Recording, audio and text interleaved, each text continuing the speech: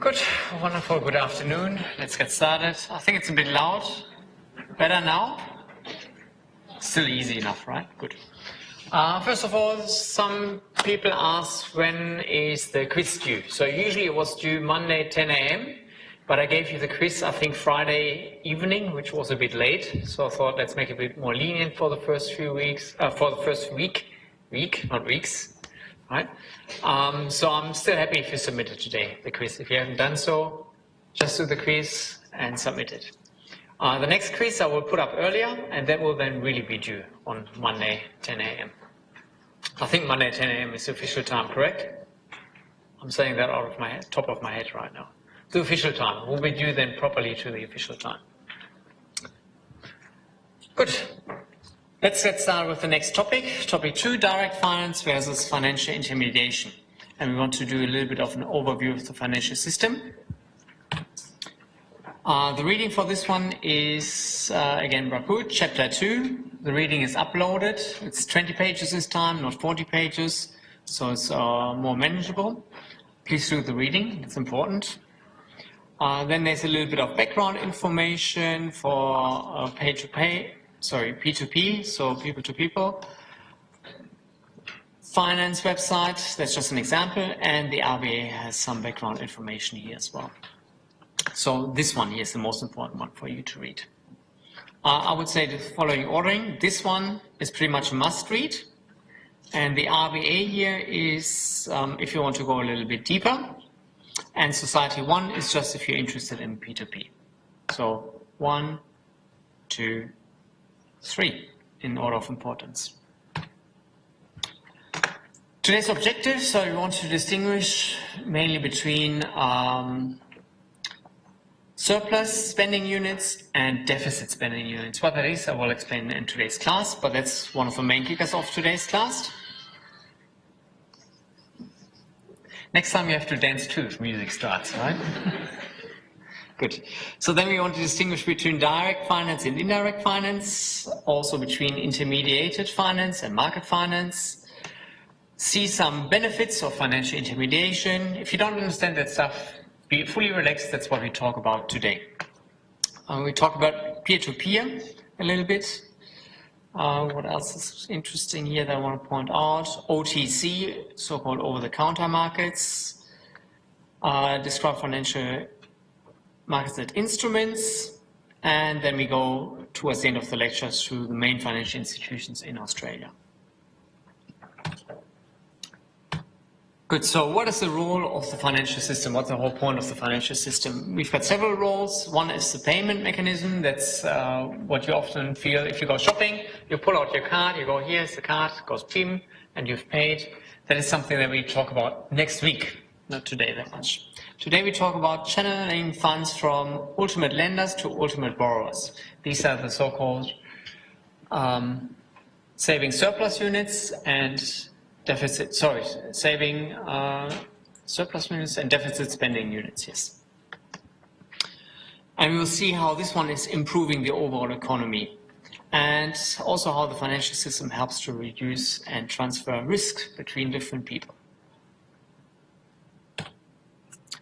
So, SSU, surplus spending units, and deficit spending units.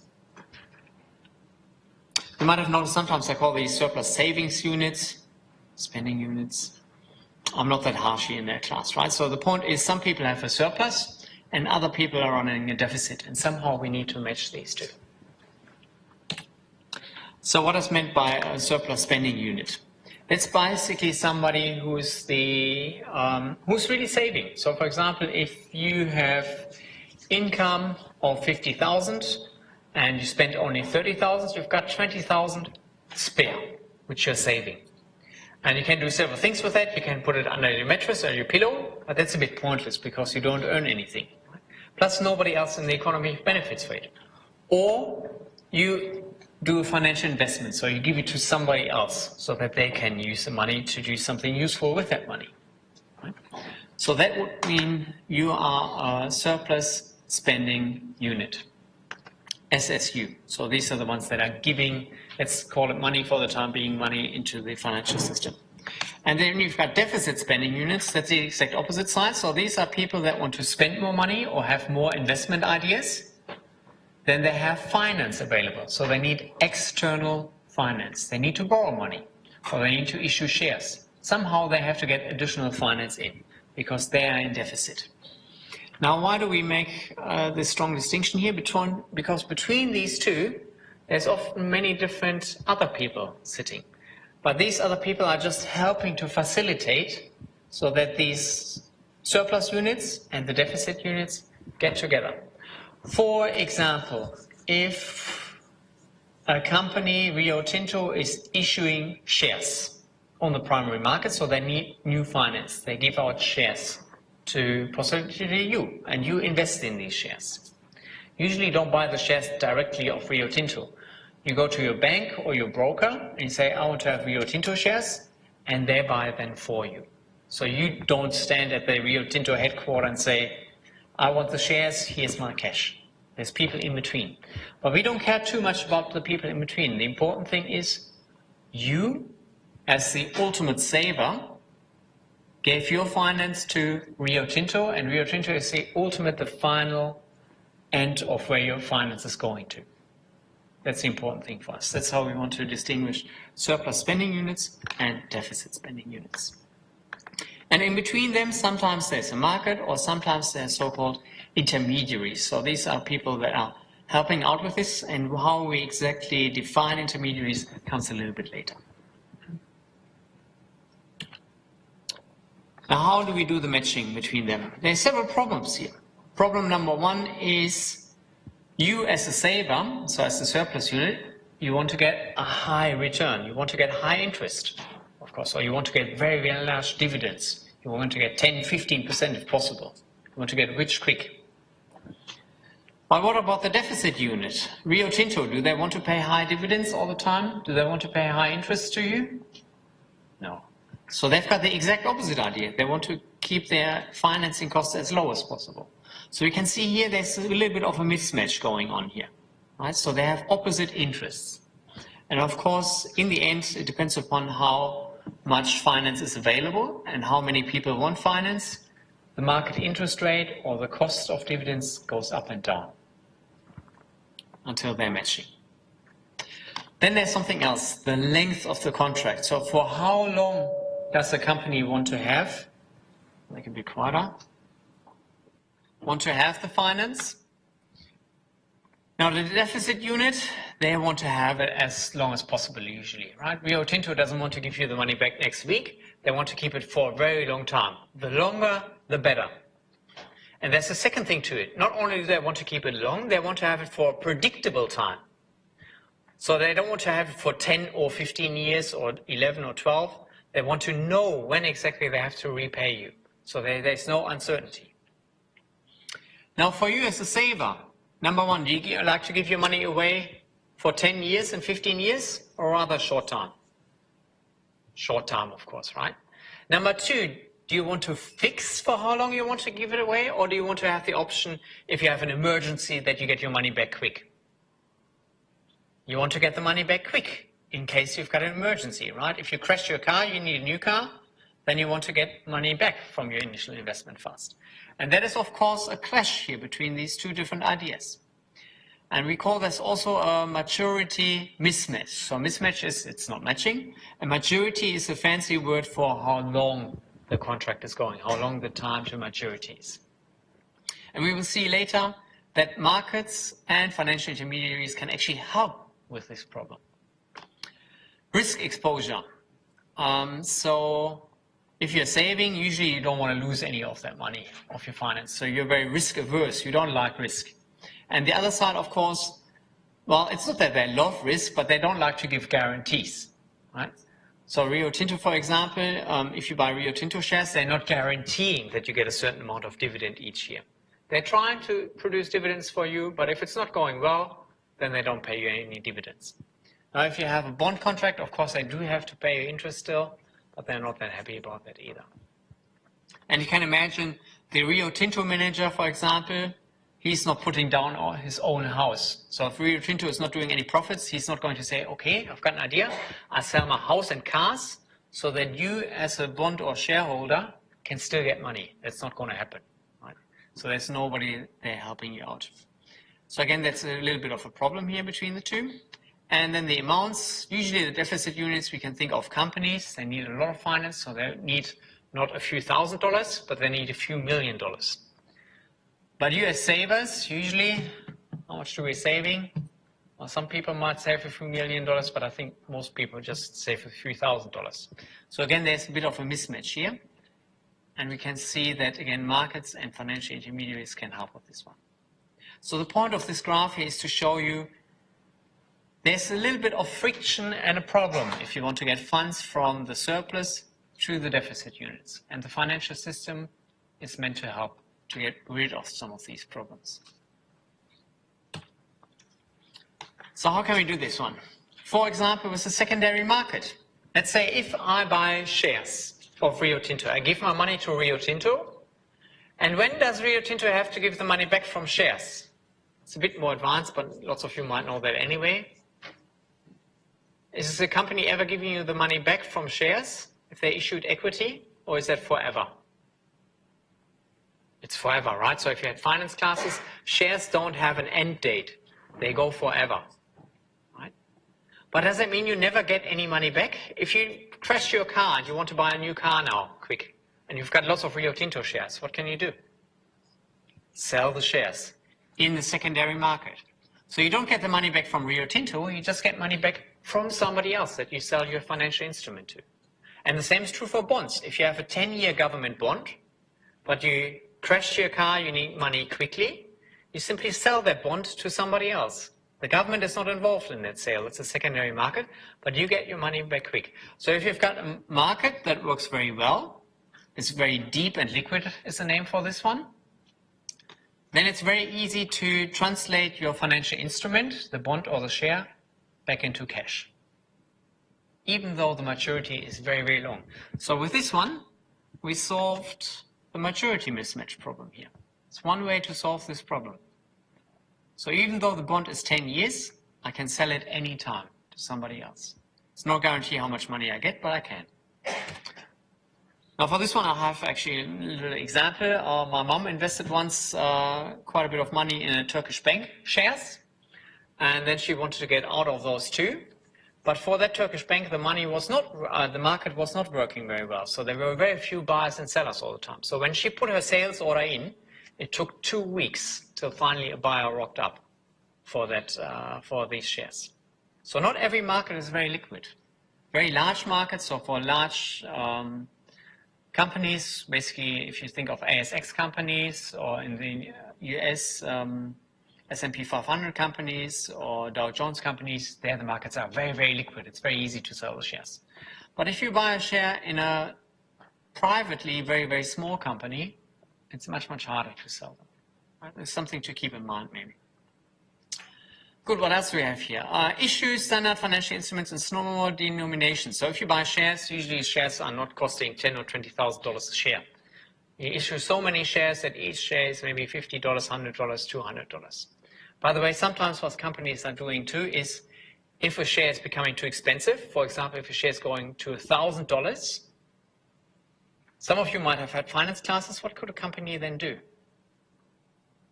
If one share is worth $1,000 and now the market is not working very well because not that many people want to buy $1,000 shares, might be too much. What could a company do?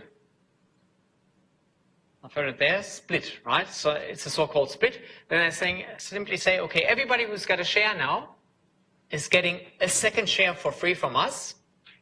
There's no money transaction happening there. But what immediately happens now is because there's twice as many shares outstanding, the share price is immediately dropping from 1,000 to 500.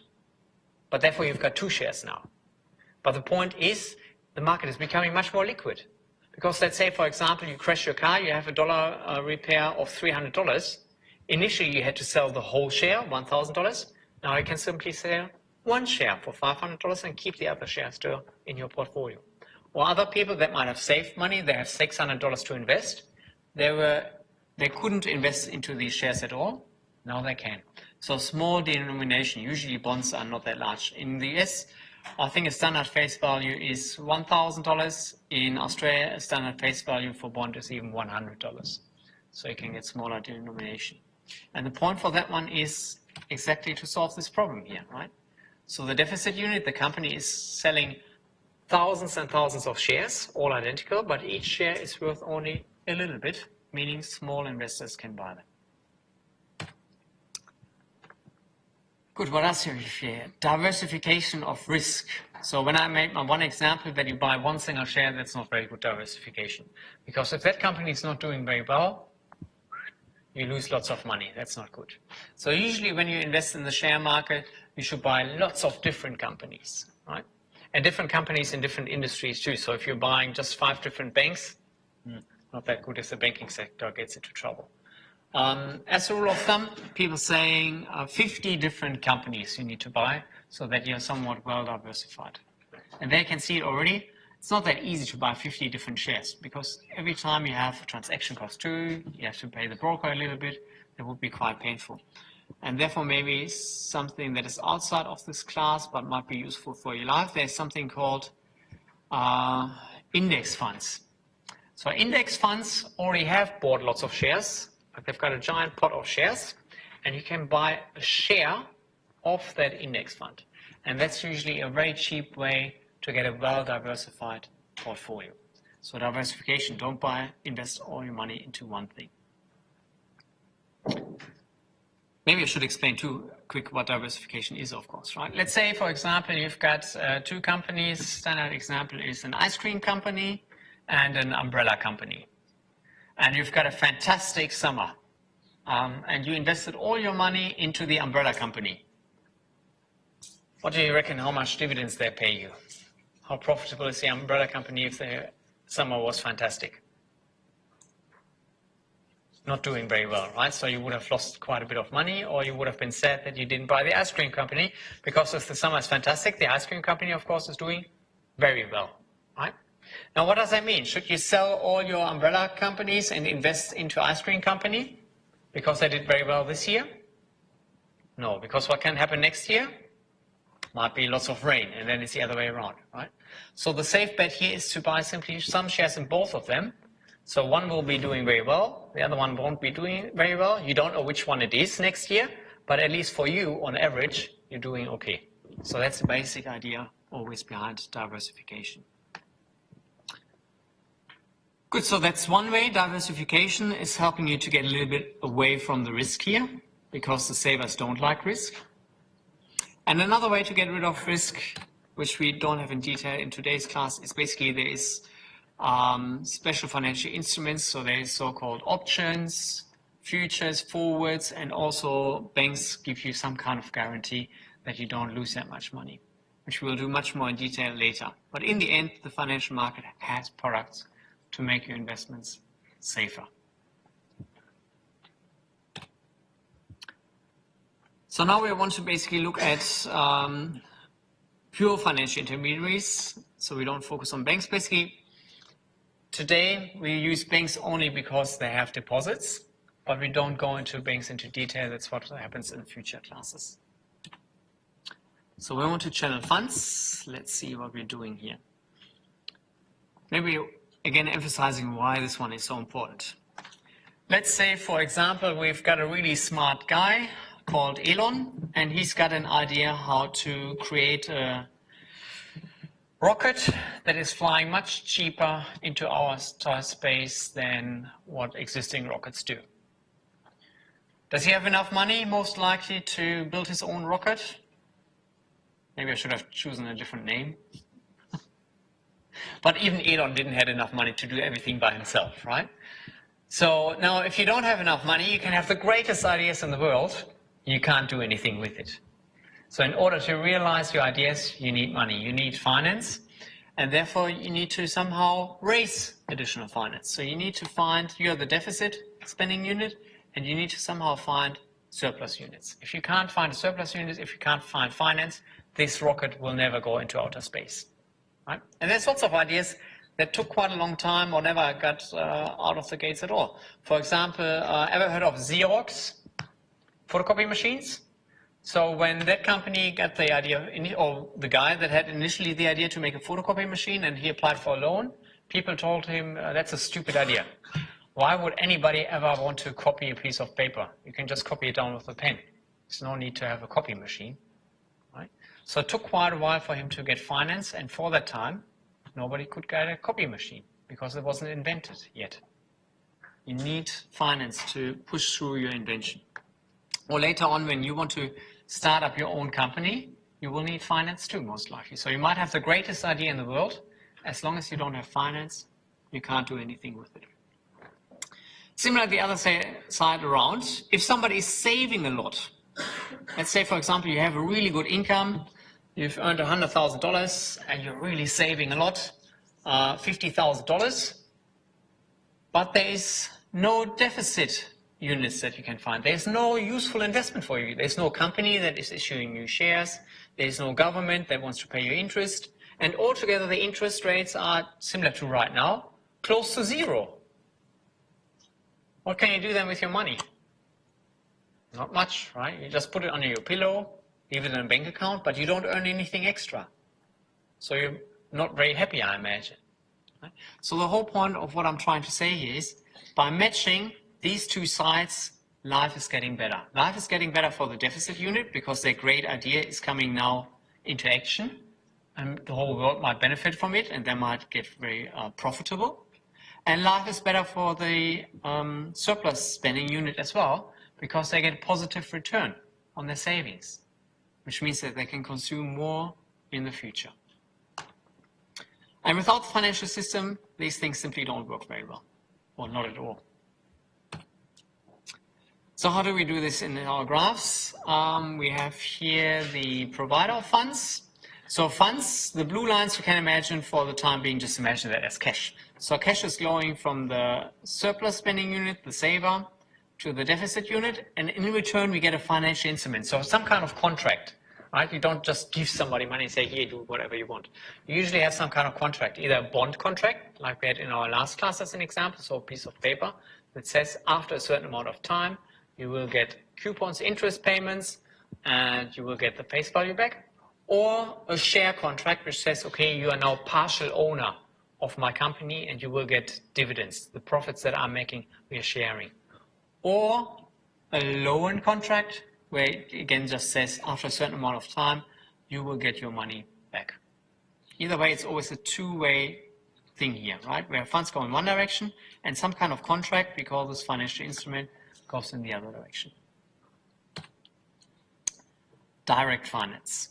So as the word says, we want to have something where these two are interacting somewhat directly. It's a one-step process, and what I want to emphasize here, there's one single financial instrument. So there's one single contract, which is going to be the major difference if you talk later about indirect finance. Then there's going to be several contracts. So for direct finance, we only make one contract between the surplus unit and the deficit unit. So they're directly linked via that one contract here. How can we show that in this graph? So we've got here again the saver, and here we've got the deficit unit. Let's imagine, for example, we have some kind of bond. Remember, the circle here is like the birth when we're creating something. So we're just taking a piece of paper and writing a bond where we promise to repay something in the future. And then we get that piece of paper, the contract, the financial instrument, to the saver. And the saver in return is giving us cash funds. And this can happen in several ways. This can happen either via financial markets. For example, if you think this one is the government writes government bonds, issues them in the financial market, in the primary market, and therefore receives funds from the savers. Or it could be a company like Rio Tinto issuing a bond, then the same story applies. Or it might be a company that is issuing shares, would look exactly the same. The shares in the financial instrument, and cash is going to the company. Or we can have, for example, peer-to-peer platforms. So that is Should I do that now? Yes, why not? So peer-to-peer platform is something similar to eBay. It's just that it's not matching buyers and sellers of goods, but it's matching basically exactly the savers and deficit units directly. So there's some people going onto these peer-to-peer platforms saying, I need a $1,000 loan. Right? I've got a great idea. I want to make a lemon shop, not a lemon, a lemonade shop over the weekend. And if somebody lends me $1,000, I will give them back $1,000 and I don't know, $1,050 next week, right? So some interest on top. And the peer-to-peer platform is basically an advertising platform for these sites, and then you can click on it and says, yes, I'm happy to give this person $1,000. We talk a little bit more detail about that later. All I want to say now here is, again, the financial contract is now directly between the one that is borrowing the money, lending the money, this side is the lending side, and the one that is borrowing the money, because the contract is between these two. Just as when on eBay you buy something and you win an auction, you don't have a contract with eBay, apart from that you have to pay them a fee, right? Your contract is with the other side, with the seller. You have to get the good from the seller and you have to buy the seller. You're not paying eBay for that good, right? So they're just matching you. One contract. I'm going fairly fast. Everybody can follow? Good. So if you do the same now in our accounting, so again, we have got here the surplus units, here we've got the deficit units. We are creating that financial contract. Remember, the financial contract is for the deficit unit a liability. So they promise in the future, I will repay you something. Let's take, for example, a bond, right? That would be a liability. They're promising to repay something in the future. And that promise by itself is for the other side who's getting that. So if I'm buying a government bond, the government bond for me is an asset. But I don't get that government bond for free. I have to pay the government first to get that bond. So I'm paying them with my bank deposits. So I'm losing some assets here. And these bank deposits go to basically the borrower here, the deficit unit. Makes sense? So that's the same transaction as we had last time in our class for an example here. Right? So the interesting part here is for the savings unit, it's just an asset swap. They just gave away their bank deposits and therefore received some kind of financial instrument. And remember, I want to emphasize that it's a benefit for this one. So why is this a good thing for this surplus unit to do this? Well, the bank deposits, do they earn you a high return or a low return? Usually low return, right? The banks usually don't pay you much, especially not on your deposit account. But the financial instrument here, there could have been a bond, and the bond has much higher interest rates than the deposits. So that's the reason why this saver is doing this transaction. Or if they're buying shares, for example, they're hoping that either the share price is increasing or the shares paying lots of dividends. Either way, most likely the surplus unit here believes that the financial instrument is giving you better return than the bank deposits. So they're happy to have changed these over. Just as you are happy to go from a bank account with a low interest rate to possibly a bank account with a higher interest rate. That also would be just an asset swap. For the deficit unit, it's slightly different, right? They're not swapping one asset against another one. They're really getting new assets, but they borrowed these assets. They borrowed cash from you, deposits from you, and therefore they acquired at the same time a liability.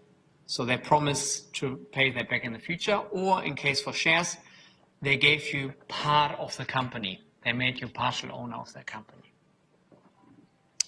Good. Now what do we have here? That's exactly the same thing, just this time with shares, right? So we've got here Rio Tinto. Rio Tinto needs finance. They create new shares, the financial instrument, sell those in the primary financial market to a saver.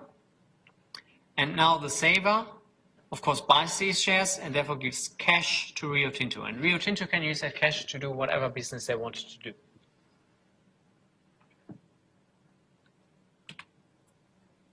Same thing here, you can see the graph looks exactly the same, right? Just that this financial instrument now is specifically shares.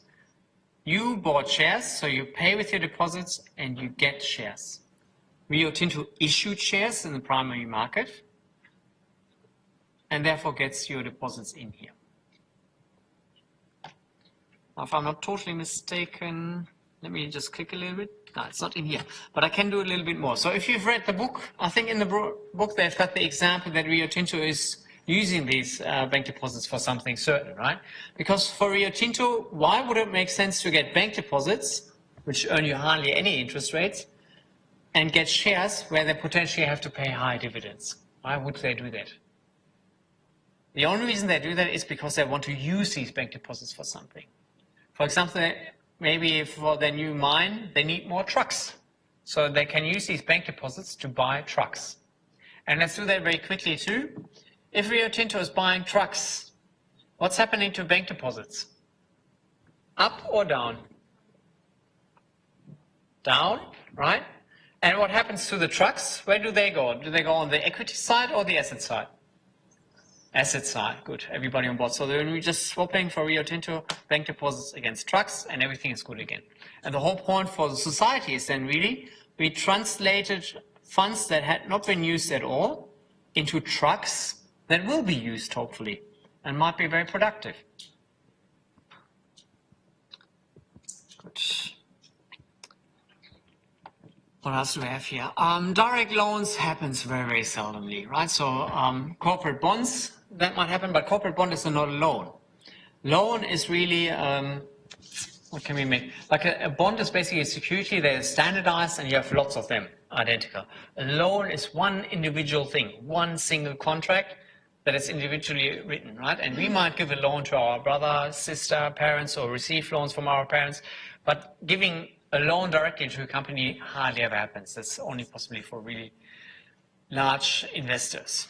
So that doesn't happen that often, but recently we've got the so-called P2P platforms, peer-to-peer. So that's a new thing where even small people like us can give a loan directly to somebody else via the internet now. So that's somewhat new. And let me see if you've got that here as a discussion already. No, let's make that a little bit as an open discussion. Let's see. So everybody has an idea what, let's click on this one quick. Let's see what happens then. By the way, I don't want to make a commercial for any of these companies. These are just example companies, of course, right? I'm not saying that you should go onto them and get money from them or invest your money on it. In fact, almost the opposite. I would say you should rather be careful with these things.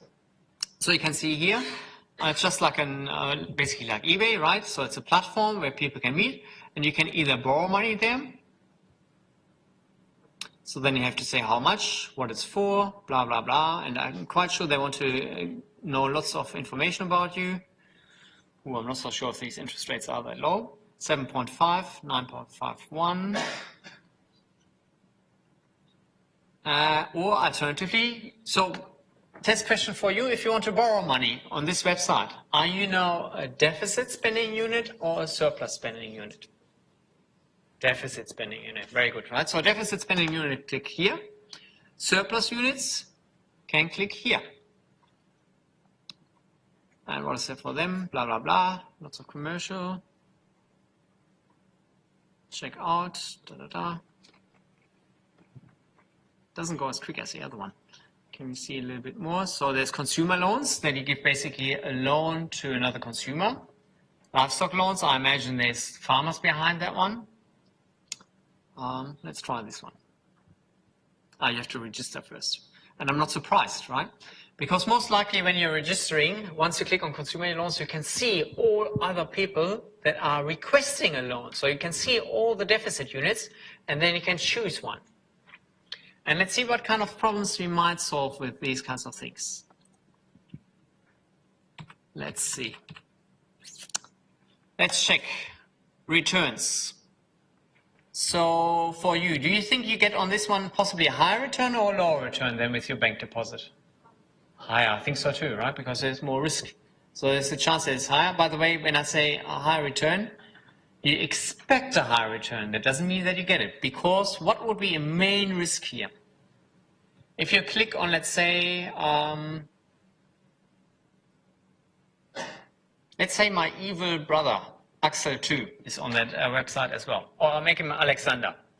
So Alexander is on that website as well. He's asking for a $5,000 consumer loan because he wants to buy a car. What kind of risk do you have if you click on him? Yes, I give you $5,000. What might go wrong? Don't pay it back, exactly, right? And you can hear I've got German background. Let's say this guy is a German tourist. High risk or low risk? High risk, because once he's back in Germany, very hard to get your hands onto him, right? Like you personally can't get your hands on other Australians either, but at least the Australian court can. If you go with the contract, you go to a lawyer and say, here, I gave him $5,000. We've got the loan contract here, basically online, right? Your lawyer can go after them. If they are coming from overseas, very, very hard to get after them, right? So there's still a lot of risk there. Let's see what other problems we have. So here, these might work out. There might be better return for you, might be a little bit cheaper than the bank for the deficit unit. Length of contract, what do you think? The peer-to-peer, is it solving the length of contract problem? Let's say, for example, if you clicked on my evil brother, Alexander, gave him $5,000, and now you decide 1 week later, oh, actually, I want the $5,000 back early. But the contract, of course, says 2 years or so. Can you sell the loan contract easily to somebody else? No, I don't think so either, right? So that problem is not solved. Risk, we already said, it's pretty much not solved. And small and large funds, can the peer-to-peer do that one? Let's say, for example, if you want to give Alexander only 3,000, do you think that might be possible? And he gets 2,000 from somebody else? I think that might be possible. So it's solving several problems, the return on funds, it solves the amounts of funds, but it does not solve the maturities mismatch, and risk, not really solved either. We can use a little bit, well, not common sense, it's really that I've read up about it a bit. They might say something on the website too, but a website like this, so they're also called fintech, right? So it's a hot topic right now, brand new, they use a lot of internet stuff. Anybody an idea how they might want to make sure that the deficit units are actually standing to their contract and really repay? What kind of tricks might they do? How might they check if the people on their website are actually honest people? A bit louder? Credit check. They might have access to credit checks. I'm not quite sure if this company can do so, but it would be a useful thing. Yes, credit checks. What else? If you think about IT, what do you spend a lot of time on the mobile phones and in the internet? And that provides information about you, maybe. Now, I personally don't do much Facebook, but I imagine lots of you do, right? So if you have a very active Facebook account, you've got lots of friends. And if that thing here is linked up with your Facebook account, would you be very proud if all of a sudden it says there, Society 1, you owe other people $5,000 that you haven't repaid all over your Facebook site? I imagine that would not look too flush, right? So as far as I know, these guys are linking themselves up to your social security, not social security, what's the keyword for that one? Social media websites, right? And they're collecting lots of information about you as much as possible. And that is actually not a bad idea, I reckon. So they might, for example, see what you're doing on Facebook, what you have been active on. If your keywords on Facebook are burglary, rich people, luxury cars, or if your keywords on Facebook that you use all the time is invention, university, study hard, right? So they can use that one to make a guess, he might be a high risk or low risk. So there's some clever ideas behind it. Still, my personal opinion, I'm a bit sus on all these things. And not because I don't trust this company, it's because I don't necessarily trust the people that are behind these loans, right? And it's high risk. There's no guarantees that you ever get your money back. So keep that in mind. I'm not making advertisements for these things. Good. But who knows? I have been wrong with eBay, by the way, too. When I was a student, eBay just started out, and there was a second auction company, Ricardo, and I thought this will never take off. Nobody ever sends money to a total stranger in the hope that you get goods back. But it works fantastically, and now I use eBay all the time, right? So who knows, maybe that really works in the future too. Now I've lost my slides.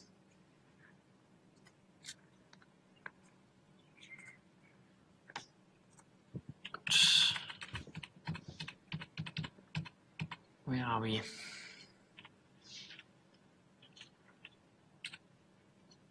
Okay, here. Corporate bonds and direct finance. So here we've got one, can only be part of direct finance if available in small value packages. That's basically similar to the example that I had beforehand, right? So you don't want to make large bonds, but small bonds, that's fine. But here they often go through dealers. Now we talk more about dealers and brokers a little bit later. So for students, that's sometimes hard to understand if and not only for students, I found that a little bit tricky initially too. So if a dealer is breaking up the link between direct finance and indirect finance or not. So if it's breaking the link between the deficit spending unit and the surplus spending unit or not. So I would say if the dealer is involved only simply to hand these corporate bonds from the company to you and cash from you straight to the company, I would still call that direct finance. Because remember, I want in this class to define direct finance as there's one contract. You have a contract with the deficit unit. That is the definition of direct finance in our class. And corporate bonds in this example here would be one single contract. Good, and now we're going over towards intermediate finance. So that's kind of the flip side of direct, or the opposite of direct finance. This is now two financial instruments are there. That's a major kicker here, and you will see hopefully in the graphs better what I mean by this one. Actually, jump straight to the graphs and we can see it much better. So here now, instead of having one financial contract where I can directly see where my money was going to, now we have two separate contracts. Financial instrument B and financial instrument A. And we've got a financial intermediary sitting in between. So for example, if I bring in my savings to this financial intermediary, let's just say this is, what can I make up? Macquarie. Right? So Macquarie issued some bonds, so they created a new financial instrument, a bond, that they give to me, and I buy that bond of Macquarie. But they actually didn't issue bonds because they needed funds for themselves. They did that because they have clients on the other side, or they wanted to invest the finances into another company here. And this company might have, for example, issued shares. So they sold their shares to the Macquarie, and Macquarie is giving the funds to this company here. And what you can see here is two things. Number one, we have two or more financial instruments involved, not one anymore.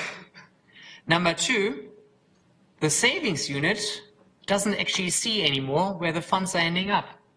Right? There's no link between the savings unit and the deficit unit. They don't see each other. Right? I don't know if Macquarie gave the money that I gave to them to Rio Tinto, Westpac, Daimler Chrysler, Porsche, Boeing. I have no idea. All I know is that I do have a contract with Macquarie. By the way, if we didn't have the financial instrument B, if I cancel this part out here, and if I just look at this part here, and Macquarie is using actually the funds to buy or build a new headquarter, would that be then indirect finance or direct finance? Direct finance, right? So if they use these funds to do some real investment for themselves, right? To build something new or to pay their workers, then they are the actual deficit unit. They needed the finance. But in this example here, Macquarie didn't need the finance. They are just pushing the finance through to somebody else. This is the unit that needed finance. Right? So this is the real deficit unit. Macquarie in this example is not a deficit spending unit. That is something that can be easily confusing if you have some kind of exam tasks or other tasks, right? You have to be really get the kick here. Deficit spending unit is the final receiver of these funds, or the one that is actually using these funds to do something real. Buy a truck, pay workers, build a new house, build a dam, do something real, do something with the economy. Right? Similar here. Let's take, if we cut this out here, and we say, we only look at this part here, the financial instrument B, and we say Macquarie actually doesn't need to borrow funds from us. They had so many profits in the past that they can just use their profits to provide finance to this deficit unit. Would this be indirect finance? If there's only one contract? One contract means it's going to be direct finance. So if they're not borrowing the money, or if they're not issuing their own shares, if they've got their own finance already out of past profits, for example, then again we would call that one direct finance. But because here they didn't have their own finances, they had to borrow first or issue their own shares first, it's becoming indirect. And what's the clear giveaway is 2 contracts. As soon as we've got 2, 3, 4, 5, 10, 20 contracts involved, it's going to be indirect.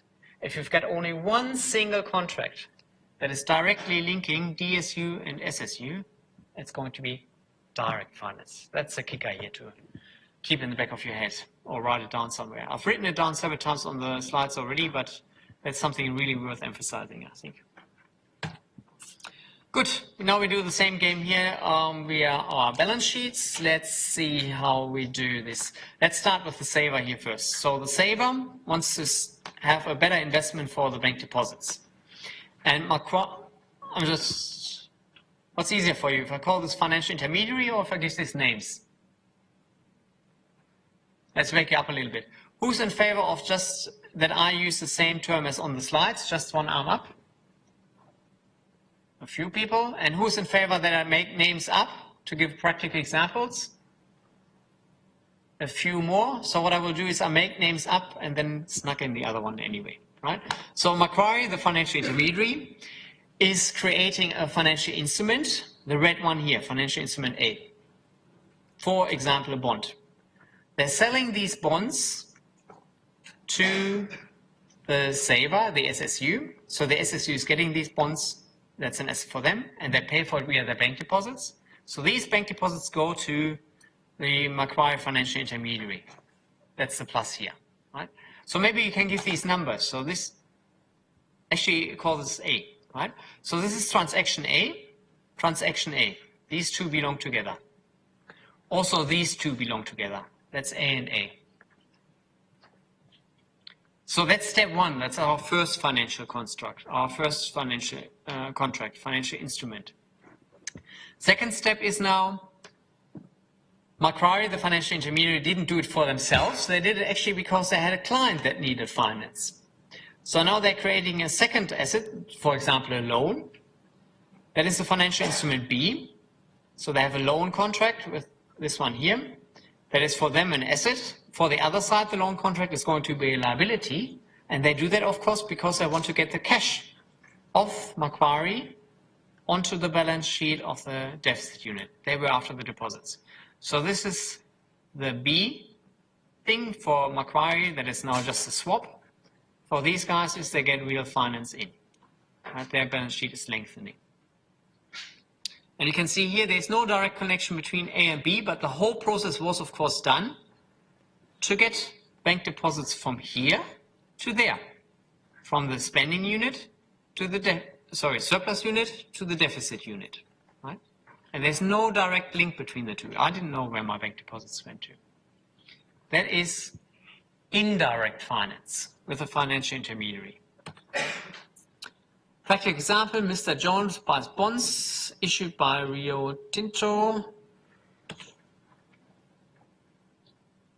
And we have a managed fund. That's actually, okay, here's a managed fund, good. So the managed fund itself issues units. Units is, it's not the same as a bond or something. It's basically that you own a part of a cake. That's a unit, right? So you own a certain part of the managed fund if you buy these units. And Mr. Jones is doing that. But the managed fund actually doesn't need to finance for himself, but they're investing in something else. So we've got the two-step process here again, right? We've got two financial instruments. We've got the units that the managed fund is using to get cash in.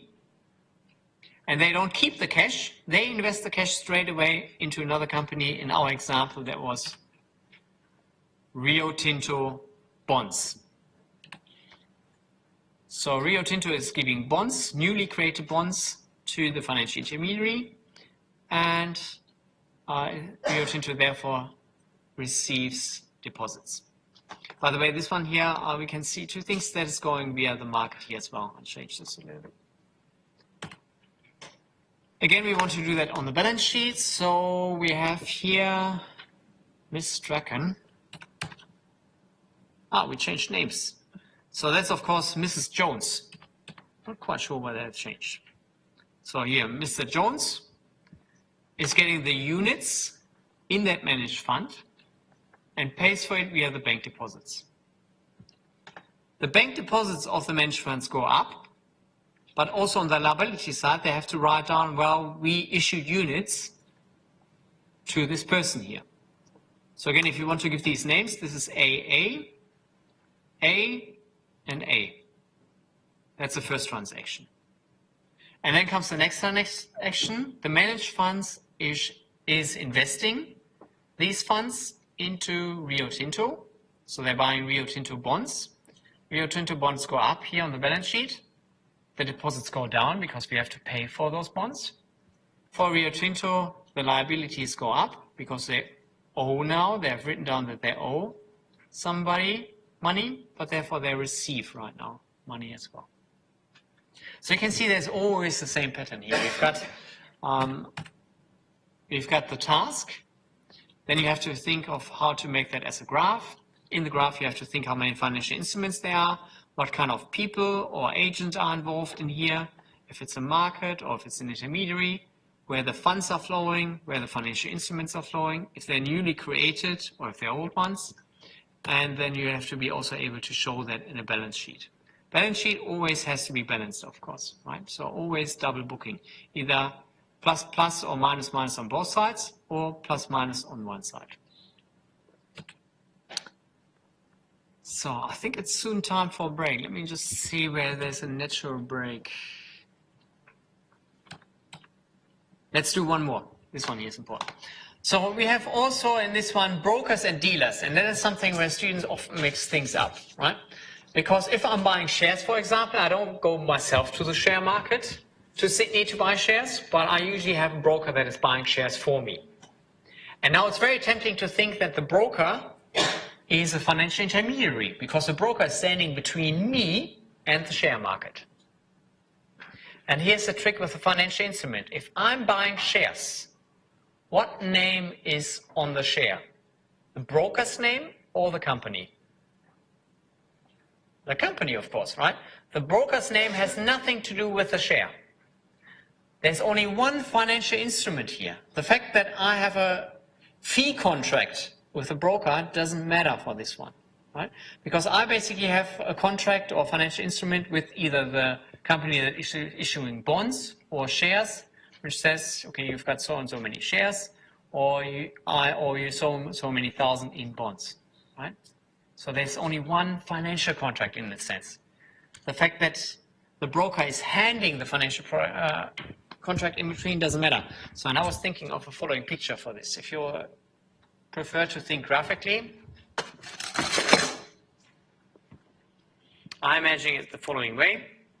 So I've got the company here.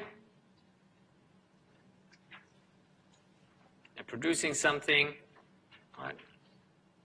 Rio Tinto, not the cleanest company. So, and we've got me here. I'm happy. Dollars. And basically then we've got the share broker here in between. He's happy too because he's got high fees. But what really happens here is the share, the financial instrument, FI I call this now, is going via the broker to me, and the dollars is going via the broker and the share market to the primary share market to Rio Tinto now. But you can see here there's no extra contract. I didn't buy shares in the broker. And that's different to if we have, for example, the managed fund, MF. and I buy units,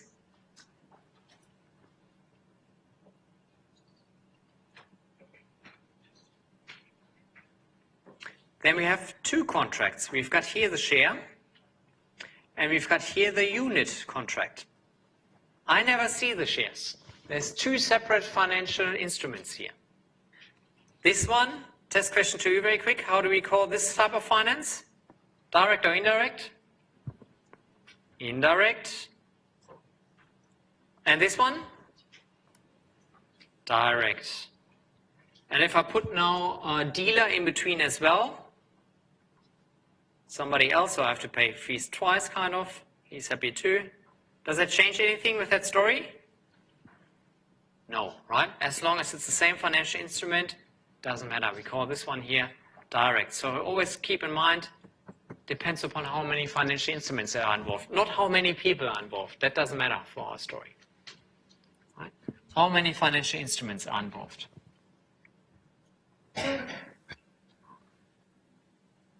Good.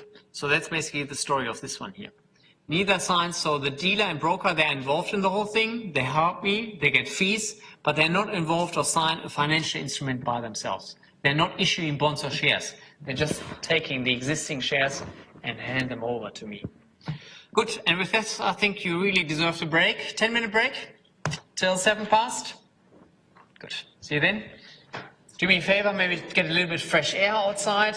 Then you wake up more, or you can ask me questions in between too. Turn off the radio.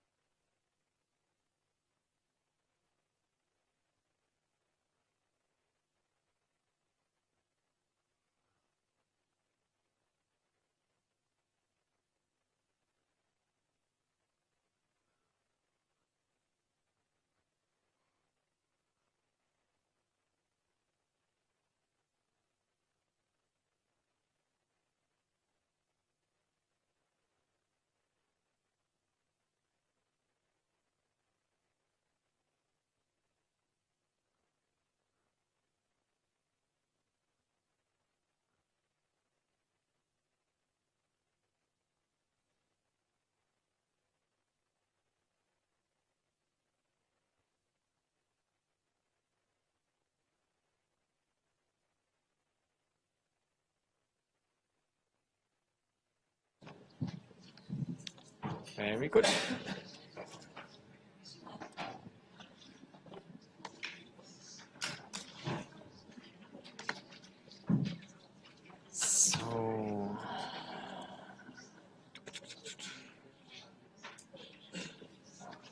So thanks for coming back on time. That works like a treat, right? You want to finish on time too, I imagine.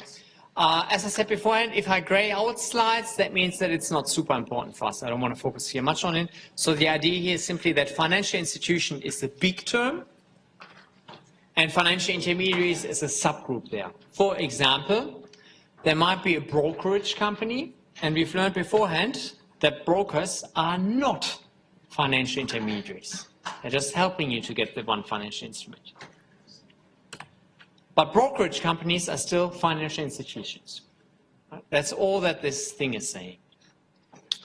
Good, let's move on. Benefits from financial intermediation. So why do we actually have financial intermediation? Why don't we do everything with direct finance? Why do we need to have some companies sitting between us and the deficit units? There's several benefits. Let's start with this one here: aggregation, denomination, and divisibility. I don't like to read things. So several things we've got in here. Let's try this one here first. Credit risk diversification. So we know that, as I said before, you need roughly 50 different companies to be well diversified. Now, not many of us here in this room have enough savings that it's worth buying 50 different shares. And remember, for each share that you're buying, there's some fee too. So then you have immediately, instead of once time a fee, you've got 50 times fees, which is a real pain, right? Now, a large company, for them, it's not a problem to buy 50 different shares, because they don't buy 1 or 2 shares, they buy 2,000 or 3,000 shares. Right? And the brokerage is coming only once. And also the research, to research which companies are worth investing in, which might be a good share, which might be a bad share, which company is high risk, which company is low risk. You have to read a lot of basically balance sheets, financial reports. You have to try to suss out lots about these companies to evaluate, is this a risky or not a risky investment? And that takes a lot of time. So if you personally do that for 50 companies, you're pretty busy, right? So there's no mid-semester break for you. But in a large company, if one single guy, if you have, let's say, for example, 50 employees, every employee is focusing on one specific company or one specific sector, and they have portfolios worth a few $1 million, you can see that the cost of doing research is spread across much, much more money. So in percentage, the cost is much, much, much lower, right? Spending 2 weeks on research is worth it if you invest $10 million. It's not worth it if you're investing $10,000. Therefore, large companies have this advantage here of spreading their costs across a much higher larger portfolio. Also, as I said before, and for them it's much easier to diversify because they can buy not only 50 different shares, they can invest in different countries as well. So it's even better diversified. And that is only possible if you have a very large portfolio and by collecting now with financial intermediaries. So a financial intermediary here, for example, that managed fund, they invest in 200 different bonds. And they do research about 200 different bonds, 50 different shares, and so on. They invest millions. But they're collecting lots of little money here, right? There's people investing just $1,000, $2,000 in that financial intermediary. So they're bundling all these little savers' money to add one big portfolio, and for that one big portfolio, they do research. And it's much more cost effective than if all of these people do their individual research. So that's one major advantage of financial intermediation, that you have these large portfolios. Then we also can have, because we have 2 different financial instruments, we've got one instrument here and one instrument here, we can have different characteristics on these instruments. For example, the managed fund can invest in 10-year bonds, but hand out units that might go only for half a year, only 4 months. Now, how is that possible? If everybody wants to get their money back after half a year, of course, then it's a problem because they invested for 10 years. But if you think of this one, these might be 2,000 or 3,000 different savers. Is it very likely that all of them want to get their money back after half a year? Very unlikely. And on top of that, even if some of them want to get their money back after half a year, most likely you got new savers coming in, buying new units and providing additional new funds. So here there might be a lot of fluctuation on this side, right? There might be different savers coming in and out, in and out, in and out, in and out, in and out.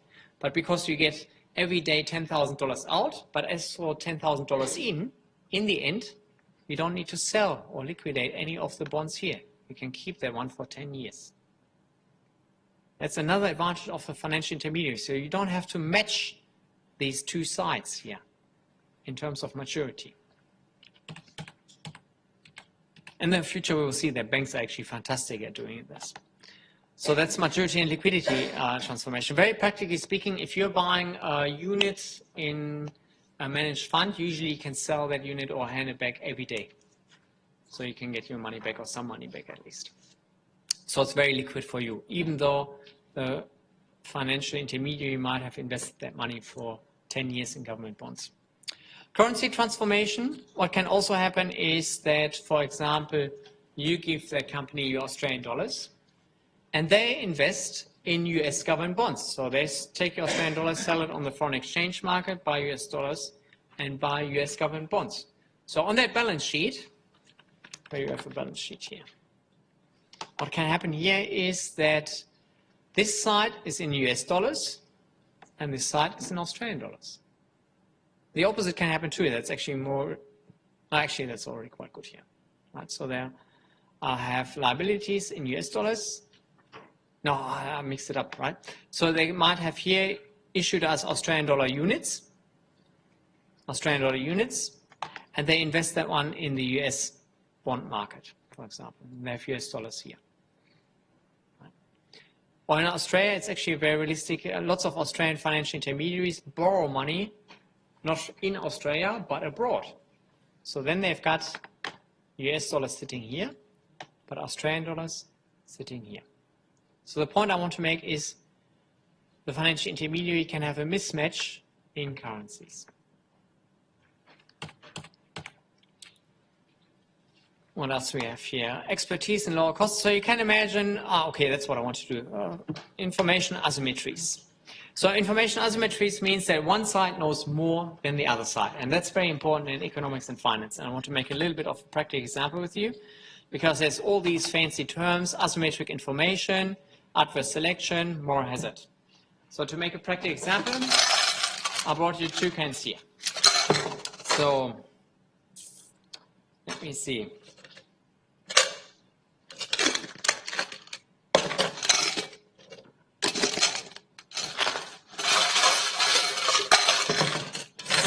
So in one can, there's more than $6. Might be this one. In the other can, there's less than $1. Now, do I know more than you? Like I know in which one $1 is and I know in which one $6 is, right? Do you know it? No. That is called asymmetric information. I know more than you know. If we had the same information, information would be symmetric. Right? Symmetric is something that is the same. Here it's asymmetric. I know more than you know. Now, why is that a problem? So I said in one is less than $1. Let's make it $1. It's easier to calculate. In the other one is $6. So on average, how much is in a can?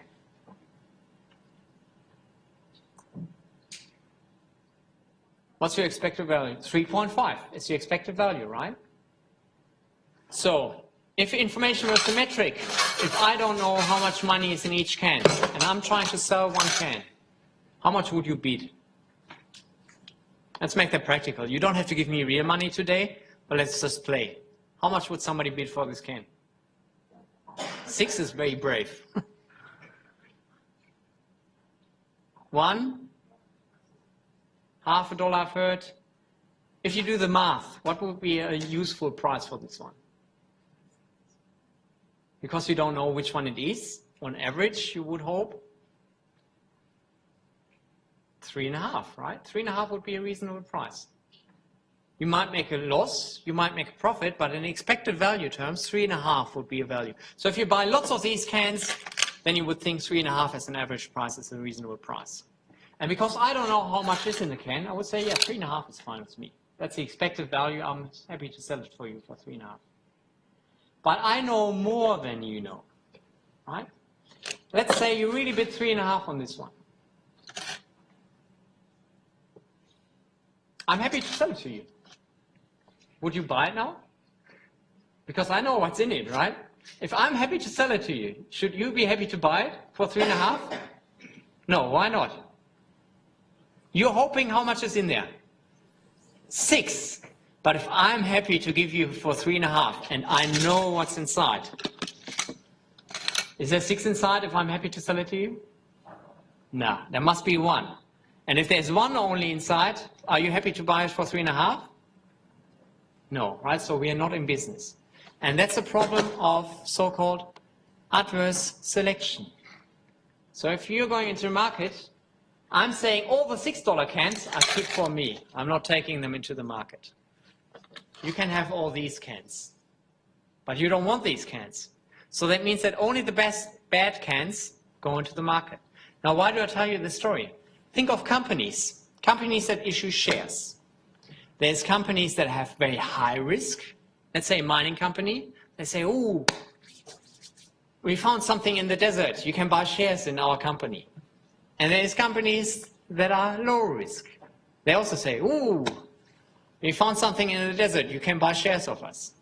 But you don't know now which company is the one that really found stuff or knows for sure how much is in the ground, and which company is thinking like, oh, maybe there's something in the ground, I'm not sure, but I'm just telling everybody there is, right? So it's a very risky investment for you. And that might lead to people are being sus, so they're afraid of these bad risks. So there's too little finance happening there. Too little people want to buy shares because they're afraid that mainly bad companies try to issue shares. Let's do the same thing with bonds. Let's say, for example, you've got an honest company, a low-risk company and high-risk company, right? So the high-risk company, they can earn 30% if business is good, or they might go bankrupt if business is bad. So it's either they earn a lot of money or they're gone. And there's a low-risk company that can earn 5% for sure. They've got a really good business concept. They know for sure I will earn 5%. Let's say you offer loans at 4%. Does the risky company want to get the 4% loan? So they could earn 30%. They might go out of business. Is it worth getting a 4% loan? Let's check. They get a 4% loan. If business is going well, they earn 30%. They repay the 4% loan. Did they make a profit? By how much roughly? Earned 30%, paid 4%. 26% profit, they're happy, right? Now, they don't know for sure because it's high risk if things go well. If things don't go well, they just go into bankruptcy. Did they repay any of your loan? If they're bankrupt? Say it's slightly different. Instead of bankrupt, they're packing their suitcase and flying to the Bahamas. Are they going to repay the loan? No, high risk, right? So you never see money again, but for the company, it's, well, they didn't lose more because of the loan. They lost their money anyway because of the risky investment. The 5% safe company, are they interested in a 4% loan? Yes, right? Because they pay you 4%, they earn 5%, 1% for their own pocket. Good business. Now, but you don't know which one is safe, which one is risky. So you want to get a risk premium. Just in case things go wrong, you don't want to earn 4%. You think better to increase the interest rate to 6 or 7%, just in case things go wrong, right? Then on average, I might get a little bit more. What's the problem now? If you want to charge the companies 7%, is the risky company still interested? Paying 7%, earning 30% if they're lucky? Yes, the risky company says, sure, give me loans. What about the safe company? They can earn 5% for sure. Are they applying for a 7% loan? No. So the selection process that happens here when you increase the interest rate is you're not selecting the good things, you're selecting the adverse things. Exactly the bad outcome happens to you if you increase interest rates. And now because you have more risky borrowers, you think like, oh dang, I better put a higher risk premium on my loans. But that makes the problem worse and worse and worse because the better and better low risk people start jumping away. They don't want to have an expensive loan, they can't afford it. So you're only left with the really risky companies. And that's a problem of adverse selection.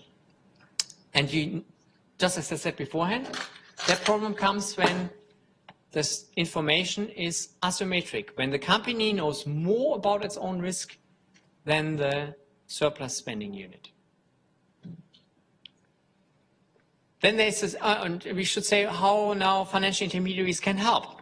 So if somebody goes to, let's say, for example, a bank and wants to get a loan, or to finance company, to Macquarie, and wants to issue bonds to them, do they just say, sure, we do it, or what else do they do? If you rock up to the bank, what do they usually do with you before they give you money? Lots of checks, right? Just as we said a little bit with the peer-to-peer credit checks, credit scores. They're in with the company. They might look at your accounts, old bank accounts. They might listen to your business proposal. So they're checking up lots of things. And they do that to make the information more symmetric. And they're experts at these things. They know how to suss out. They can't suss it out 100%, but they're usually pretty good, these finance companies, because they're experts. We as private people can't do that. Like, I don't know how risky Rio Tinto is versus another mining company, and it will take me forever to figure out. Right? Experts can do that. So that's where financial intermediaries come in handy, because they produce information, and the more information they produce, the less adverse selection problem there is. The less they have the problem of accidentally getting all the bad people in and scaring the good people away with high finance cost. So that's a problem of adverse selection. That is a problem that happens before you write the debt contract. So you have a different applicant pool. Different people come to you. Adverse selection is before. Moral hazard is a problem what happens afterwards. So now you gave the company already money, and moral hazard means that they don't use that money prudently. For example, you gave that mining company money so that they buy trucks and start digging, get out the coal or whatever. And now the mining boss was visiting Melbourne and thought like, screw the trucks, I'm going to gamble roulette. Then I might double my money, right? That is, of course, not what the bank intended, because this is now all of a sudden high risk, much higher risk than the mining business, right? Or that was maybe a bit unrealistic. Instead of buying trucks and buying coal in Australia, they might say, well, I've got a great idea. We open up a mine in Namibia and ship our trucks there because they have very high rates of, I don't know, iron ore or whatever there, but also abroad and maybe less politically stable than Australia. So again, after they've written the contract, they increase the risk without the bank knowing. And that is moral hazard afterwards. So moral hazard always happens after you sign the contract. And of course, you don't want that. You don't want them to change their investment all of a sudden, do something more risky. You want them to do something safe. And the bank or other financial intermediaries can help against this one too. So they're usually writing into their loan or bond contract, you're only allowed to use that money for this. And we're going to come and check every few months to see what you're doing. And. We want to have access to your bank accounts. We want to see where the money is flowing. So they're checking up on all these things. So this is what financial intermediaries can do and can help to reduce the problem of asymmetric information.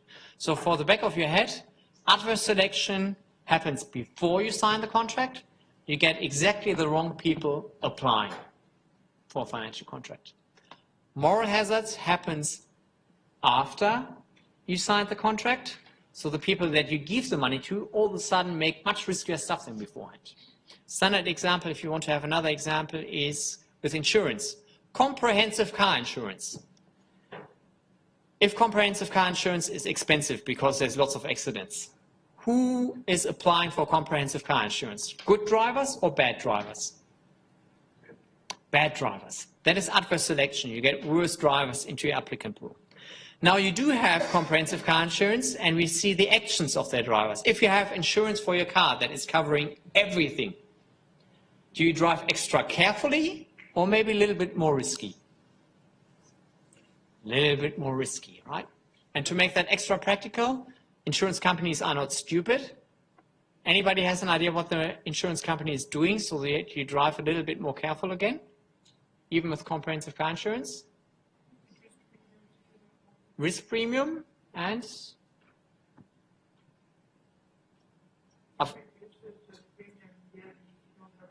that's one thing. So if you're a good driver, you get lower and lower premiums, but there's something else, especially in Australia. It starts with E. If you have a very small accident, that one too, yes. Excess, that's one after, right? So the first $400 or $500 you have to pay yourself. And the idea here is when you're driving, you think, oh, $400 or $500. So you're driving a little bit more careful at least, right? Still, you've got these kinds of problems. But so a financial intermediary can help at least somewhat. Good. So let me just see quickly. Ooh, we've got plenty of slides still. Peer-to-peer lending. So what do we have here? We talked about peer-to-peer lending already a bit, so we don't have to do that much. So this is just a little bit of detail currently how things are going. So this is matching sharing economy.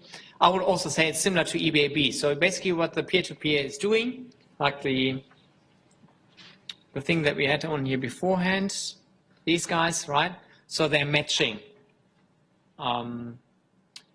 spending units and deficit units, but they are out of the contract themselves. And currently it's between certain kind of loans here. I just want to go over these things quickly. So it's just if you have a rough idea what peer-to-peer is, that's fine. You don't have to memorize all these numbers. I don't like that. Good. What else do we have here? So there's some examples. So the sole peer-to-peer is still fairly new, started in 2005. Then in Australia, even later, 2012, right? There's more and more of these things coming. Main interest maybe for this class is twofold. So if you need cash for something smaller, like a car or a business idea or whatever, and the bank either doesn't give you money or it's too expensive, might be worth looking at it, right? Because borrowing, there's hardly any disadvantage in borrowing. Different is if you're saving. So if you're lending to somebody else, very risky potentially, right? So keep that in mind. You might lose all your money if you lend to somebody on these peer-to-peer things. So feel free to do it, but be aware of the risk. But this one might be interesting. They might be growing quite fast, and there might be very dynamic, interesting jobs in that area. Benefits. So what's the advantage here? Very quick, of course. Low fees in general. If you're saving, usually larger interest rate than bank deposits, but there is no guarantee, right? So you might think that they're paying you, oh, this is 5%, it's much better than 2% at my bank, but the 2% at your bank is fairly safe for several reasons. We learned that later in class. Number one, the bank itself is guaranteeing you get your money back.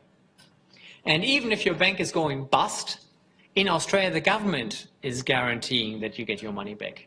That is totally different to peer-to-peer. Number one, with peer-to-peer, there's usually not a guarantee that you can get money back. And even if Society 1 is guaranteeing, we guarantee you get your money back, Society 1 itself might go into trouble. And then again, you don't get your money back. So it's way more riskier than the banks. So careful. Cons, as we said here, not covered by any kind of guarantee. Qualifying. Not everybody is allowed to invest large amounts in there. But that's not. Feel free to write here gray. That's not super important to me. Good, so direct finance. What else do we have here? We've got lots of definition on these slides, so I'm going through them a bit quicker. Okay, this is just linking it up. So if this is direct finance, yes, because they're basically linking up directly the spending units and the deficit units, and they're just collecting a fee. You don't have a direct contract. You don't have two contracts, a contract with the Society 1 company and Society 1 with the lender, but you directly have a loan contract with that borrower. So you can see we covered that already, so I'm flying over it. Overview. So we've got different kind of forms of financial instruments. So debt, we talked about debt quite a bit already, so I don't have to do that now. Equity. So equity is different equities, for example, shares. And here I want to say a little bit more details. So you might have heard that already beforehand. So if you buy equity, for example, if you're buying a company, the company is saying you own part of the company now, and if you make profits, you get some of those profits, and we call that dividends. But there's no guarantee that these dividends are positive, 5%, 10%, no dividends. It's totally different to debt here, right? You're becoming an owner of the company, and therefore you simply get the risk of that company. If the company is very profitable, you get lots of dividends and higher share prices. If the company is making lots of losses or goes out of business, you lose all your investment, right? So the risk profile is totally different with equity.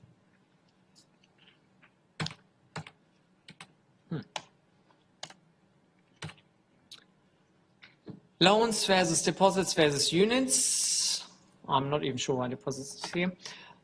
So security is always standardized and tradable. So bonds, for example, are securities. While loans are not standardized, they're tailor-made. If you're getting a loan, right, it says your name on the loan, it says you have to repay in 13 months or whatever. It has your personal interest rate, and you can imagine it can't be traded. While if the government is issuing a bond, they're not issuing one bond, but they're issuing thousands of bonds, and they all look the same and they can be traded. If Westpac is issuing bonds, it's again thousands of the same identical papers, and they can be traded. Right? So that's the difference between a security and a loan. Major difference here. And a unit is much more standardized. So a unit is what usually managed funds are issuing, but it is not freely traded in markets. So you can see here, loan not standardized, not traded. Unit is standardized. So all the units in these managed funds are identical, but they're not openly traded in the market. So if you're selling your unit, you usually sell it back to the managed fund itself. And security is standardized and traded. And bank deposits we keep out for the time being. Grayed out because we did that a million times already, primary and secondary market, right? You need to know what that is. Exchange versus OTC market. So that's somewhat interesting still. So the special thing about an exchange is it's centralized. So there's one central spot where the trading takes place, even though people might sit all over the world. Let's say, for example, if you buy ASX shares, it's at the ASX exchange is where the trade is happening. Even though you sit at home at your computer, press it, basically you can imagine it's going to that one central exchange, all the buying and selling orders for these shares go there. And you basically never see or hear who you bought the shares of. You just know you've got these shares now, right? That is a centralized exchange. The major importance here is there's guaranteed settlement. Now, what does that mean? That means if you press, I buy the shares now, and the return comes and says, yes, you bought the shares. There's a guarantee by the exchange, you will get the shares, and for the seller of the shares, there's a guarantee he will get the money. It's totally impossible that next day you get a letter and say, oh, sorry, we know we promised you get the shares, but we've lost them. Or the seller of the shares turns out he didn't have any shares. That never happens. Totally impossible. Because the exchange is guaranteeing it. It's the problem of the exchange then. The market takes care for it. And that's a big difference to over-the-counter transaction, OTC. So with OTC, I always imagine it the simple old way. You pick up the phone, you call somebody, and you say, can I buy a bond of you? Of course, we private people don't do it. It's usually institutional investors. So one bank is calling another bank and says, listen, we want to buy $5 million of government bonds of you. Or we want to buy $10 million US dollars of you against Australian dollars for this and this exchange rate. So now there's no market there. There's no central exchange. It's just these two people, two counterparties, making a deal with each other. They're saying on the phone, yes, okay, at that price, fine, good, thank you very much, tomorrow we get it, hang up. And of course, it's all nowadays done by computer, so you have things there.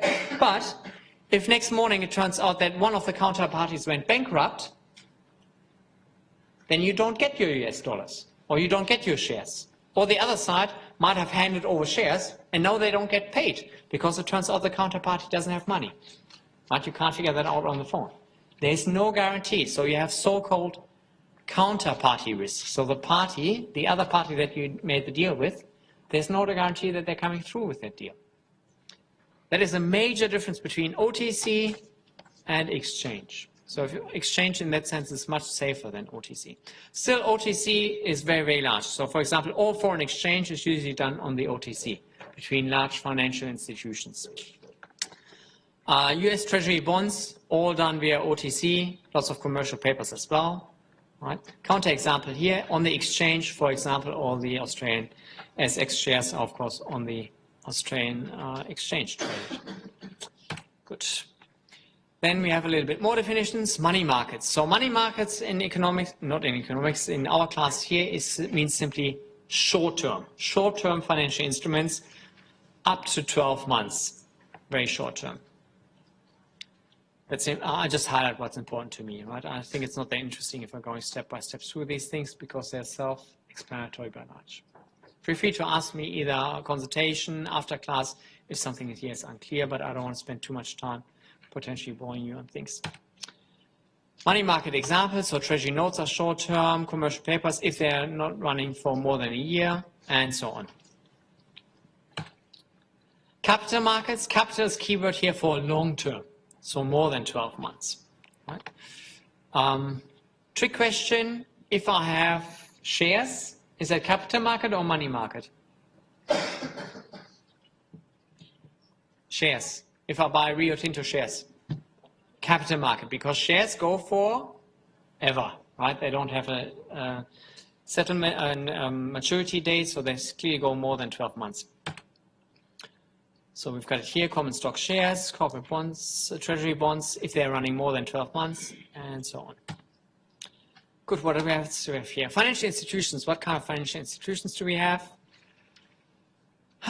So ADI, you often see in the proper literature here, ADI, what does it stand for? Simply authorized deposit-taking institutions. To keep it simple for us, banks. So banks are ADIs. Contractual saving institutions. So it's basically all these kinds of things here. So they are not allowed to take deposits. That's the key thing here. And investment institutions, investment banks. So in the US, they're very, very big of making a distinction between investment banks and banks. So if you've got an American textbook or anything that is based on America, they make a huge distinction between investment bank and banks. Rest of the world mix them all in one. Maybe I should say a little bit what the difference between the two is. So a bank is collecting deposits or can have deposits on one side and finances loans, and an investment bank is not allowed to collect deposits. Also, normal banks in the US are not allowed to buy shares and invest in the share market. Investment banks are. Basically, investment banks are allowed to do much, much, much more in the US than banks. Banks are more strictly regulated in the US. But not majorly important for us here, right? It's just that you have it in the back of your head a bit. Commercial banks, we can distinguish between retail and wholesale. So retail is basically what we face as consumers. So if you're a consumer can make a deal with a bank, it's a retail bank. Wholesale bank is for much larger loans and quantities. And sometimes a wholesale bank might become a retail bank. For example, Deutsche Bank in Germany is of course a retail bank. Lots of people have their normal accounts with Deutsche Bank. When Deutsche Bank comes to Australia, they're not really that interested in the small savers like us, everyday business, but they like to do business with big companies. So in that sense, they are wholesale commercial bank. And then once they've got a proper foothold in the Australian market, they might want to increase their customer base and might open retail onto. So these things are in certain flux. Sometimes what happens is that a bank is split up and one part becomes retail, the other part becomes wholesale. Yes. Typically, a wholesale bank doesn't have the typical branch network so that you can just march into them. What else do we have here? In Australia, of course, we've got the big four, Commonwealth, National, Westpac, and Z. And they are clearly the four dominant players. So there's a lot of discussion if 4 banks for Australia is competitive enough. Of course, there's lots of other banks too, much smaller ones, but these are the main players in Australia. By the way, in the US, due to laws and regulation, anybody can take a guess what kind of number we might have in the US in banks? 50, 60, 100, 1,000, 2,000, 3,000? Let's make that with arms up. Everybody arms up just for waking up quick. Thank you very much. And keep your arm up as long as you think the numbers are reasonable, and put your arm down when you think like, oh, this is stupid. There's not that many banks in the US. So 1 bank, of course there's 1 bank, 2, 10, 20, 30, 50, 100, 150, 200, 300, 400. It seems ridiculous, right? 1,000, 2,000, 3,000. They are the 2 winners. So there's over 3,000 banks in the US. Right? Seems stupid. So when I saw the first study, I thought, like, what the heck is going on here? That's because the US had a very special law, and the law was in 1 city, not more than 1 bank is allowed. Right? And they had like really, or even within a certain distance, not more than 1 bank is allowed. That was a really weird law from the olden times when they didn't want to have lots of competition, but they stuck to it for a long time. And that's the reason why the US is a bit special. It has like thousands of banks, and there's sometimes, for example, they were not allowed to open up branches. It was a so-called 1 branch law. And there's all kinds of weird things. Anyway, I look up some interesting stories that I'll show you. Because you can imagine if you're not allowed to open up branches, but you would like to open up a branch, you might get a special idea how to cheat the system. And they were quite creative in the US. Just a little bit for entertainment, I will look up something up. But if you talk to people that come from the US and talk about banking, that's something worth keeping in the back of your mind. Their banking system is quite different to what people in the rest of the world are used to. They've got lots of small banks. What else do we have here? Building societies. I'm just flying over these things because there's really not that much to explain right now for me. Plus, I know that you want to go home too. Let me just see what is extra important here. Okay, here we can see money market corporation, investment banks. So here you see the big names, Macquarie, Morgan, JP Morgan, Merrill Lynch, and so on. Right, so these are not your typical bank, but investment banks. So they're dealing with very, very large customers on both sides of their balance sheet. Insurance companies, let's just fly over it. Wonderful conclusion. Right. So what did we get out of this one today? Very, very important. So the financial system is not there so that the bankers and finance people get rich and earn lots of bonuses. But in economic terms, the really important thing for the financial system is that it's matching up surplus units with deficit units so that we can have more rockets, more electric cars, more innovation take place. You can open up your own businesses in the future without having finance beforehand because you can get finance out of the market. That is a real economic function here. At the same time, you as savers get a good return instead of putting your money under the pillow. That's the whole idea of the financial system. In the financial system for this class, we want to be able to distinguish between the two. Just give me 1 more minute. And we distinguish between indirect and direct finance. Remember, 1 contract versus several contracts. We don't care too much how many people are in between. We care about how many contracts, financial instruments there are. And P2P lending is something new. How successful that is, future will tell. Thank you very much for your attention. I'll see you next week.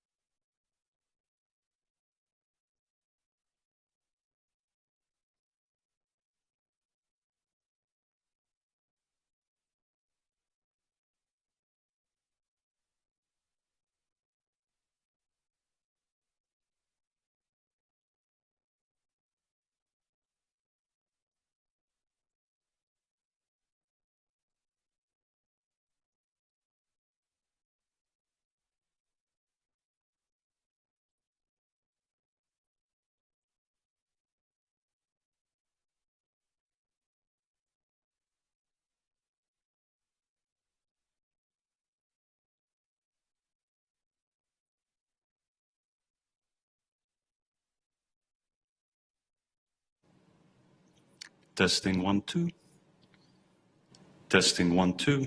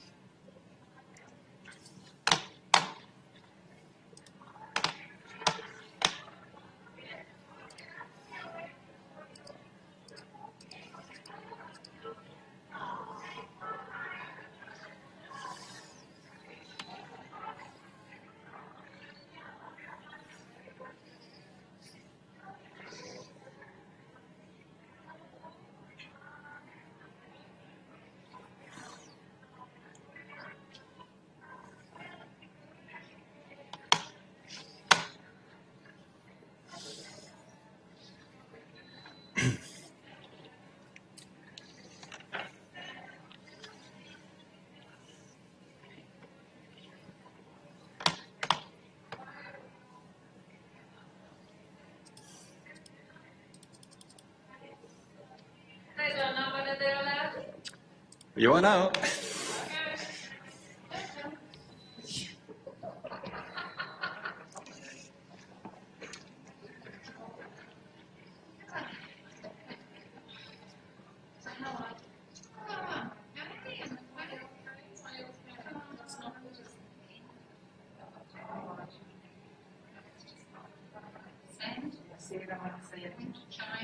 Hey, how are you doing?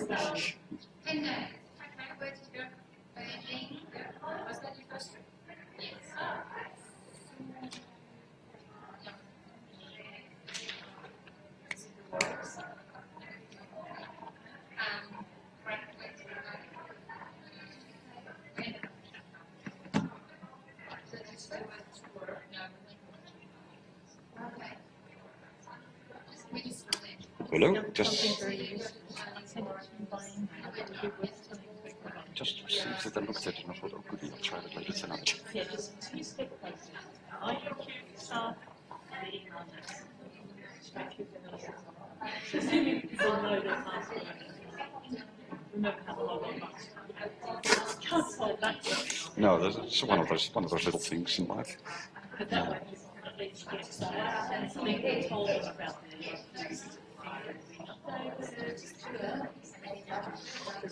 Which will take everybody half an hour to do. Took me longer than I thought it would, but yeah. It's all because it's so intuitive, isn't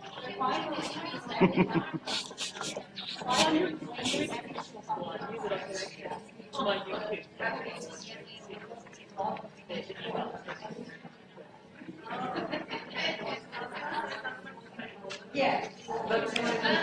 4 minutes. Yeah. And the phone did it almost automatically, funnily enough. I don't know how, but it must have done something right. Well, if Georgiana doesn't get here in 2 minutes, I'm going to start. Not for much longer.